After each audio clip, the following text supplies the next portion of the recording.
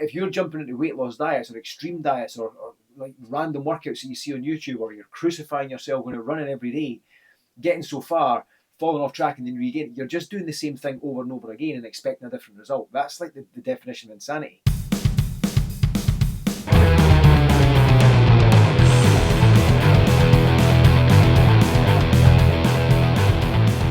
Alrighty, welcome back to another episode. Thank you for tuning in, and a happy new year. So this is the first episode back after the new year. I hope you had an amazing Christmas. I hope you had an amazing new year. If you're anything like me, you probably stuffed your face silly over the last couple of weeks. I ate my weight in everything, to be honest. I didn't track anything. I didn't kind of take any special care on my diet. If it was there, I was eating it. So yeah, it was. I fully enjoyed my festive break. I'll say that. And to be honest, the fact that I only gained, I think, 2.5 pounds all in over the course of that 2 weeks is pretty astonishing, if I'm being honest. But so if you are like me and you did have an awesome Christmas, well done. But the difference is you're probably going to have the same sort of mindset as most people around this time of year. So January is normally when people make resolutions or they set goals for themselves. They'll join the gym. I was in the gym for the first time yesterday. So today's Thursday when I'm recording this. I was in the gym yesterday for the first time in the new year, and it was full of new people, which was awesome. It was great to see. The problem is most people will jump into the gym, or they'll jump onto a diet, or they'll jump into whatever, and they'll go gung-ho for the first few weeks, and then they normally fall off around about the sort of middle to the end of February.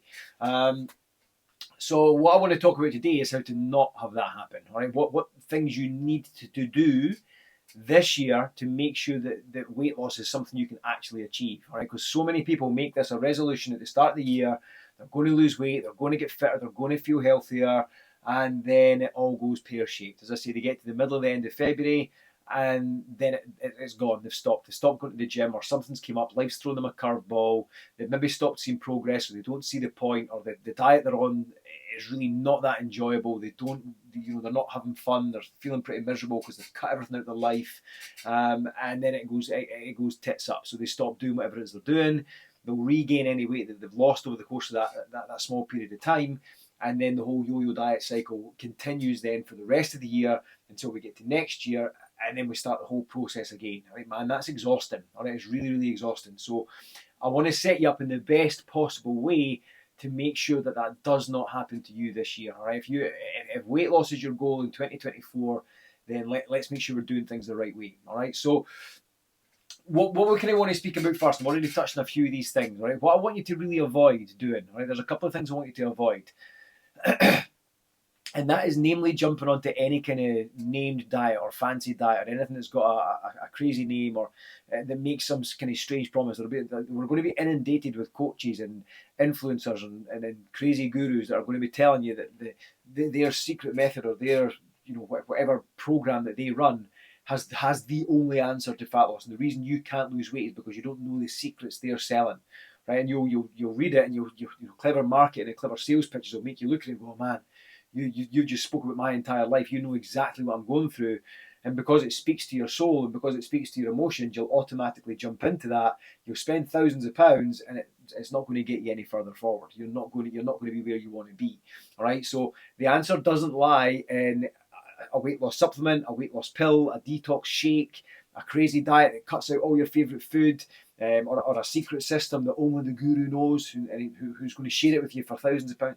The answer doesn't lie in any of that stuff. All right, I need you to forget everything that you know or you think you know about fat loss, right? Because the reality of the matter is, most of the things that you've learned or you've been taught up until now are horribly wrong. All right, now what I'm going to say, this is going to sound really crazy when I say this, but when you put your trust into the health industry or the fitness industry, or the health and fitness, the weight loss industry, when you put your trust into these people to help you lose weight, they unfortunately don't have your best interests at heart.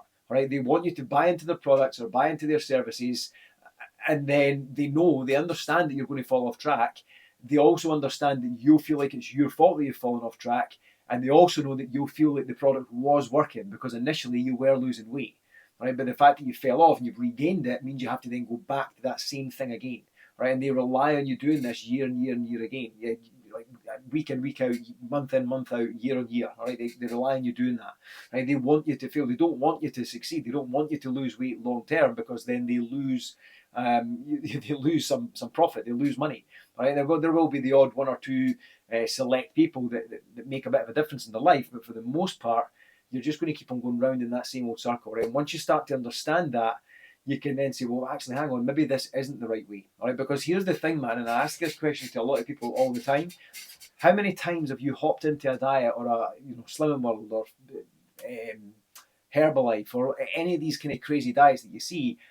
How many times have you bought into that to get the result early doors, to then like fall off the wagon, to then regain the weight? Right? If you're like most people, man, you've probably done that a lot. You've probably just you bought in, fell off, and you just keep on going through the same process. That's a bit like banging your head against a wall and then taking 2 or 3 aspirin, having the pain disappear, and then going straight back to banging your head on the wall again. Like, the headache's going to come back. You've not dealt with the problem. The problem is your headbutting a wall, right? So like, instead of taking the aspirin to stop the headache, just stop headbutting the wall. All right. So if you're jumping into weight loss diets or extreme diets or like random workouts that you see on YouTube, or you're crucifying yourself when you're running every day, getting so far, falling off track, and then regain, you're just doing the same thing over and over again and expecting a different result. That's like the definition of insanity. Right? We need to kind of change our approach. So with this being the start of a brand new year, there's no better time to actually look at the approach you're taking and change it a little bit. You need to break away from what you've always been doing and start doing things a little bit differently. Now, when I say this to most people, when I tell people what I'm about to say, they normally look at me like I've got horns growing out my head, right? Because the answer to this is not to cut loads and loads of things away. It's not to cut loads of things out of your diet and stop eating sweets and stop eating sugar and stop drinking beer and stop eating pizza and stop enjoying your bloody life. It's not that. It's not to go out and run for hours and hours and hours and hours on end, or it's not to go and live in the gym for 3 hours at a time every single day. All right? The more simple we can keep this, the easier it tends to get. Now, when I say simple, that doesn't mean the journey's easy. It's not. It's a difficult journey, man. It takes time. It takes a bit of patience. The problem we have is everybody wants it to happen now. That's why the quick fix mentality is it's so appealing. Right? There are a lot of these coaches that promise you you're going to lose a crazy amount of weight over the course of 8 weeks. Anybody that's promising you rapid weight loss like that, they're generally talking crap. Right? You should be losing weight from about half a pound to a pound a week. That's the kind of average rate of weight loss. Anything over that's a massive bonus. If you've got a lot of weight to lose, you might lose it a little bit faster, but then over time that's going to slowly taper off, and it's going to start to kind of come down to a point where you plateau maybe for a few weeks, and then it'll start tapering off again, like 1 or 2 pounds, like half a pound here and there. Right? And that's the best way to do it. Is it going to happen as quickly as the quick fix promises? Probably not. It's going to take more time, but again, if we look at this over the bigger picture, how many years have you been doing that quick fix, that sort of quick fix approach? You've been taking that quick fix approach. You've probably been taking it for the last 3, 4, 5, 6, 7, 8, 9, 10 years. So if I was to say to you, look, this is really going to take you a year, maybe 2 years to really get on top of this, depending on how much you have to lose, by doing it the right way, it may seem like, oh man, that's far too long, and I want it off now. Of course we do. But you've already wasted 5 or 10 or however many years trying to get it off before, doing the things that don't work. So going back and doing the things that don't work again, it's not going to work again. So let's really take the time and kind of break things down and take that longer term approach to get a much quicker result, longer term. All right. So when I say you don't need to be cutting loads of things out, I don't mean that you can go away and eat pizza for breakfast, ice cream for lunch, and kebabs for your dinner with ice cream. Like, I'm not saying you can eat whatever you want, whenever you want, all the time, because of course that's going to put you in a bit of bother. Right? We need to be careful exactly what we're taking in, but you don't need to cut everything out of your diet. You don't need to get yourself to a point where you absolutely hate your life, all right? Because it's so bloody miserable. That's why most of these diets can't be stuck to, because they're so miserable. There's no enjoyment in there. You cut all these amazing things that you really enjoy out of your life, then what kind of things do you crave normally? It's the things that you've just cut out. So you then go away and binge on them, and you blame them for making you fat. But it's not those things that are making you fat. It's the overall consumption of food that's making you fat. That's making you gain weight, right? So we need to get ourselves into a calorie deficit. Right, that's the key. The key to weight loss is to get into a calorie deficit. You can do that without having to kind of restrict your food. But all these crazy diets, your Herbalifes, your keto diets, your whatever diets you're going to do, all these diets, they all work because they put you into a calorie deficit. We just need to find a way of getting you into a calorie deficit that you actually enjoy and can maintain from now till the day you die. Once you find that, then you're onto a winning approach, right? Because if you jump into a diet and it's something that you think is going to end in 8 weeks time, 12 weeks time, 16 weeks, like however long, if it's got a start point and an end point, then you're probably going to be going a bit skew with and tits up. You're probably going to fall off track because you're not going to enjoy it. Now, of course, there is an argument for, but if I'm cutting weight, like if you're doing a stage show, for example, if you're lifting weights and you're doing a stage show, then we're going to go through a dietary period that will last for a certain amount of time where you cut your weight down. Most people that are watching this are not going through that process. We're just looking to drop a bit of weight. We want to get a bit healthier. We want to get a bit fitter. We want to get a bit leaner. All right. So by putting you on a diet that lasts a certain amount of time, what happens when the diet ends? Most people will just go back and start eating how they were normally eating. So we want to make sure that whatever we do for you is how you normally eat, but in a much more structured and balanced way. And so if we can get you to eat the foods that you enjoy, but doing it in a way that still allows you to be in a calorie deficit, then you're going to start to lose weight, drop body fat, without feeling like you're massively restricting your life. All right. So like I said earlier, that doesn't mean you can just eat all that shit for every single meal. There's got to be a bit of structure in there. But with that being said, if we can get you having a structured breakfast, a structured lunch, a structured dinner, eating mostly whole, healthy, natural foods, and leave a wee bit of room for some of the fun stuff along the way, do you not feel like that's going to be something that's going to be much more enjoyable, that you can actually stick to for more than 2 or 3 weeks at a time? And because you're getting to eat the foods that you enjoy, you're much less likely to start craving things. Right. So what I do with all my clients, we've got a framework that we follow called the 3-1-3 framework. So you're going to eat 3 main meals in a day, you're going to eat 1 protein-based snack, and you're going to drink 3 litres of water. All right, so within those 3 meals that you're going to eat, the main focus for every meal has to be protein. You want to fill up, get protein on your plate straight away, then get some vegetables on your plate, and then have a smaller amount of carbohydrates. If you can increase your protein intake and increase your veggie intake and then just slightly reduce everything else, you're already going to be on a winning track. And if you do that for your 3 main meals through the day and then restrict your snacking to 1 protein-based snack, I use protein bars because I love chocolate. I absolutely love chocolate, and I could eat it until my head turned into chocolate, right? But if I start on chocolate, I want to keep eating more of it. If I have a protein bar, it gives me a little bit of a chocolate fix. It gives me something sweet to eat that tastes really good, and I get 20 grams of protein in it. It fills me up a bit, and I don't feel the need to then go and start eating more chocolate. Once I've finished 1 protein bar, I don't have the urge to go and eat another one. If I have 5 squares of Galaxy, I want the rest of the bar. All right, call that what you will, but that's where my head goes straight away. So if I can avoid the Galaxy and not buy it into the house, I'm not saying I'll never ever have one, but if I can treat myself to a protein bar and get myself that chocolate fix, I'm much less likely to start snacking on all the rubbish throughout the rest of the day. All right, so keep your 3 main meals, 1 protein-based snack, and 3 litres of water. Now within those meals there's a bit of flexibility. You don't have to eat chicken, broccoli and rice all the time. Like you can have a bowl of chili with some broccoli on the side. There's an awesome meal. You've got carbs in there, you've got some meat and some protein in there, probably a bit of fat in there, and you've got your vegetables as well. You can have that for your lunch. All right, your breakfast could be scrambled eggs on toast. Right, for your dinner you could have, I'm going to go with the chicken, broccoli and rice idea, but you could have chicken in a sweet and sour sauce with some homemade fried rice, right, to keep those calories down. Then you've got a really tasty meal that it's still something you enjoy, but it's not boring, it's not bland.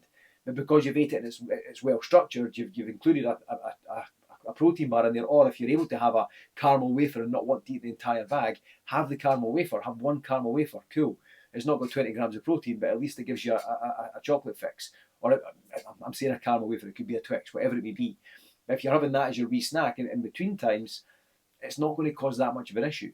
And you're allowing yourself to have that bit of a treat, that thing that you enjoy, which means you're much less likely to crave it because you're cutting out your life.